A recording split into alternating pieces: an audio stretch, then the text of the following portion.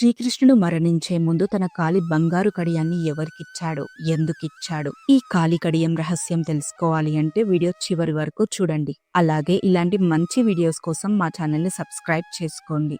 మహాభారత యుద్ధం అయిపోయిన తరువాత యాదవులలో అహంకారం పెరిగింది. చివరకు ద్వారక నాశనమయ్యింది. అప్పుడే తన అవతారలీల ముగియాల్సిన సమయం వచ్చిందని శ్రీకృష్ణుడు గ్రహించాడు. అందుకే రాజభవనాలు, సింహాసనాలు వదిలి ఒక అరణ్యంలో చెట్టు కింద ఒంటరిగా విశ్రాంతి తీసుకుంటూ ఉన్నాడు.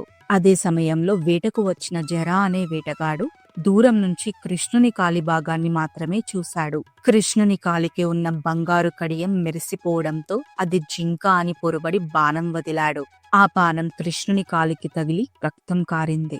జర దగ్గరకు వచ్చి చూసినప్పుడు అక్కడ ఉంది శ్రీకృష్ణుడు. అప్పుడు జర భయంతో, బాధతో ఆయన కాళ్ళ మీద పడిపోయి క్షమించండి ప్రభు అని వేడుకున్నాడు. కాని కృష్ణుడు మాత్రం కోప్పడలేదు, శపించలేదు, శిక్షించలేదు. ఇది నీ తప్పు కాదు, ఇది విధి, నువ్వు కేవలం కారణం మాత్రమే అని శాంతంగా చెప్పాడు. వెంటనే తన కాలి బంగారు కడియాన్ని తీసి జరా చేతిలో పెట్టాడు. ఆ కడియం ఇవ్వడం అంటే జరాపై ఎలాంటి పాపం లేదని, అతడు నిర్దోషి అని ప్రకటించడమే. అంతేకాదు, ఆ కడియం కృష్ణుడు భూమిపై ధరించిన చివరి దైవ చిహ్నం.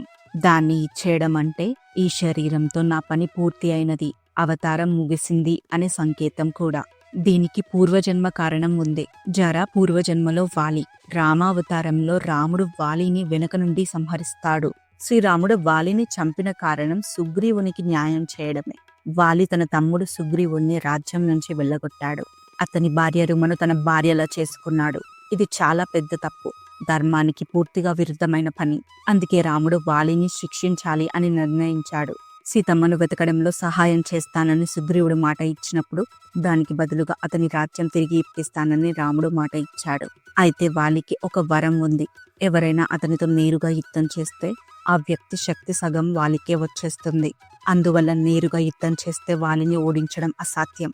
తప్పు చేసిన వాడు ధర్మం తప్పిన వాడుగా మారుతాడని, అడవిలో జంతువులను వేటాడినట్లే అటువంటి వాడిని శిక్షించవచ్చని రాముడు చెప్తాడు.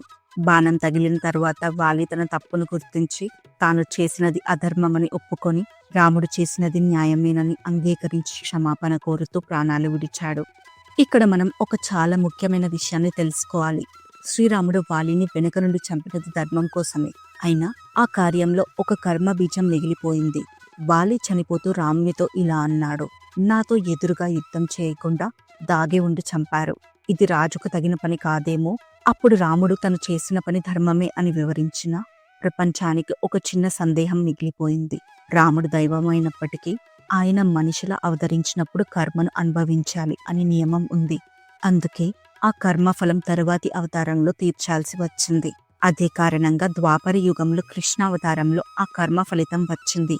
వాలి తిరిగి జర అనే వేటగాడుగా పుట్టాడు. రాముడు కృష్ణుడుగా అవతరించాడు. రాముడు వాలిని అడవిలో నుండి దాగి ఉండి చంపినట్టే ఈసారి జర అనే వేటగాడు అడవిలో దాగి ఉండి కృష్ణుణ్ణి బాణంతో కొట్టాడు. ఇక్కడ ముఖ్యమైన విషయం ఏమిటంటే కృష్ణుడు ఆ బాణాన్ని ఆపగలిగేవాడు, కానీ ఆయన అలా చేయలేదు. ఎందుకంటే రాముడిగా చేసిన కార్యానికి సంబంధించిన కర్మను కృష్ణుడు స్వయంగా అంగీకరించి అనుభవించాడు. అందుకే కృష్ణుడు శరీరం విడిచే సమయంలో జరను శిక్షించలేదు. జర క్షమాపణ కోరగానే కృష్ణుడు అతన్ని క్షమించాడు.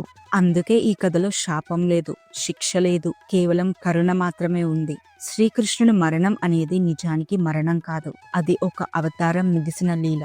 ఆ కాలి బంగారు కడియం ద్వారా ఆయన లోకానికి ఇచ్చిన చివరి సందేశం ఒకటే: నేను శిక్షించడానికి రాలేదు, విముక్తిని ఇవ్వడానికి మాత్రమే వచ్చాను. భగవంతుడే కర్మను స్వీకరించినప్పుడు మనుషులం మనమెంత? మనం చేసిన పాపపుణ్యాలకు మనం కర్మ అనుభవించాల్సిందే. ఈ వీడియో మీకు నచ్చినట్లయితే ఈ వీడియోని లైక్ చేయండి, షేర్ చేయండి, ఛానల్ని సబ్స్క్రైబ్ చేయండి.